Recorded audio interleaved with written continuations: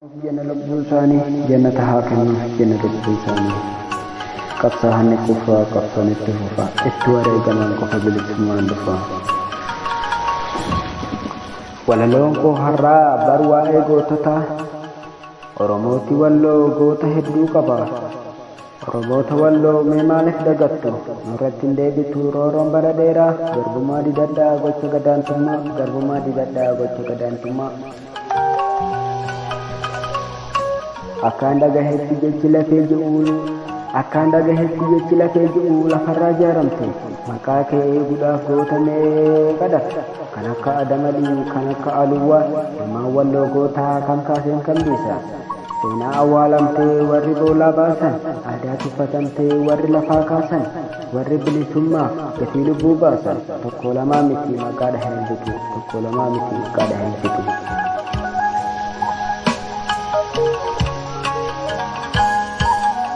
Qabsoof lafaa ka'an roorroo diinaa jibban mana gadhiisanii bosona filatan bilisummaaf jecha dhakaa boraafatan bilisummaaf jecha dhakaa boraafatan. Gootuuwwan kaleessaa waa tokko dhaammatan qabsaa'anii kufaa qabsoon itti fufaa itti wareegaman qofa bilisummaan dhufa itti wareegaman qofa bilisummaan dhufa. Yaa gootuuwwan keenya aarsaa walabummaa walqixxummaa dhugaa miciraan gootummaa abukaatoo haqaa fakkiisaa boonummaa jaalattoota biyyaa gaachana oromummaa fayyaa galmee seenaa daawwitii tokkummaa isin hin daggatu oromoon gonkumaa isin hin daggatu oromoon gonkumaa.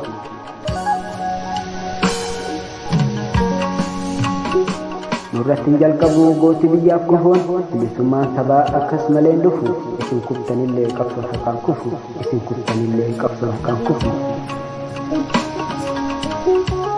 Rasaasa diinatiin kunoo kan dhumu ilmaan Oromoo irbaata bineensaa kan ta'u kunoo ilmaan Oromoo na dhageessu yaa lammii na dhageessu yaa firaa dargaggoo shamarran abdii biyyaaf oolan rasaasa diinatiin kan bidiraa argan awwaala dhorkanii reeffasaa salphisan garaa haadha deessee marmaa madeessan garaa haadha deessee marmaa madeessan.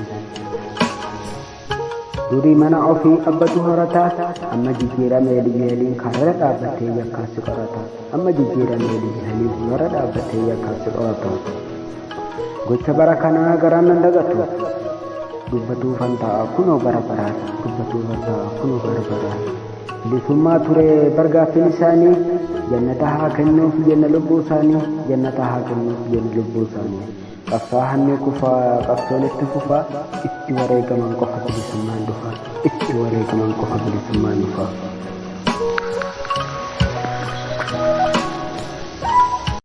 Jenna lubbuu isaanii jannata haa kennuuf jenna lubbuu isaanii. Qabsaa'anii kufaa qabsoon itti fufaa itti wareegaman qofa bilisummaan